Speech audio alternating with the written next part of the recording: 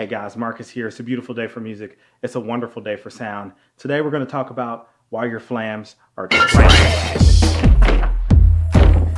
All right, so there's two parts of the flam. You have the little part, which is the grace note, and you have the big part, which is the primary note. Now that little part happens to come like milliseconds before the big part, which happens to be the primary note. And this is where the first problem starts to occur with a lot of people.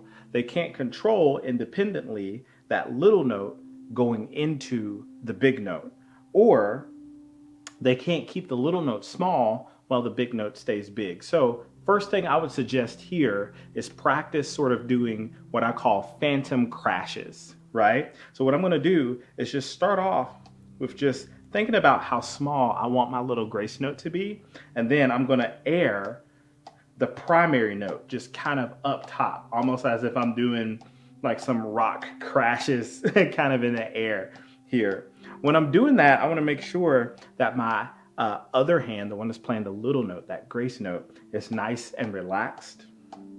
And then I'm gonna start to switch it, and I wanna make sure that I can have that extreme contrast of that big note and that little note. And I want to get to the point where I can do different paradiddles and doubles and things, all while sort of slamming this note sort of in the air and playing the other one nice and small. So that's thing number one that's going to help. Thing number two, that's a very common problem, is to have inconsistent spacing in between, once again, that little note, which is your grace note, and the big note, which is your primary note. So what I do for that, and I'll start with both notes exactly playing the drum at the same time here. And then what I'm gonna do, like let's say if I'm playing a right hand flam, I'm gonna start to separate that note and play the left hand slightly before the right hand. So I get a little bit of separation. And then I'm gonna separate it even more, and maybe even a little bit too much, to where it almost sounds like a 16th note. And then bring it back. I'm gonna move up that right hand to where it's slightly above the left hand here, but I'm still playing them exactly together. Some people call that double stops. And then I'm gonna start to move that left hand slightly forward to get that flam sound again, and even further forward, and then bringing it back. Moving the right hand on up, something more like a mezzo forte, and then separate the left hand again. Bringing it back, baby. Moving that right hand on up. Yeah, separating that left hand. It's important that I'm moving my left hand forward and not the right hand back. Putting it backward for those double stops.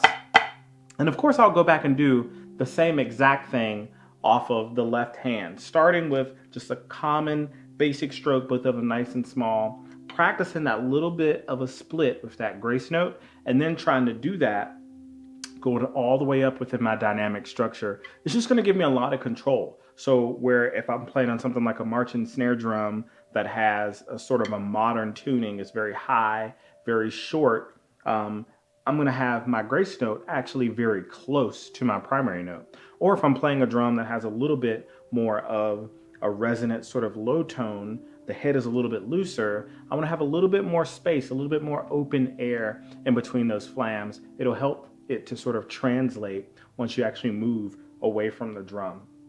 Thing number three, as far as this little tip here, is I really want to make sure when I start to play consecutive rhythms along with the flam that I'm fine with relaxing my fingers. So let's say if I'm playing something like a flam accent, after I play that flam, I want to be very comfortable with letting some of my fingers do the work. That little, those little three notes that happen down there are super important. Or let's say if I'm playing something just like a regular flam on the downbeat of some 16th notes. You see this little two bounce thing that happens here.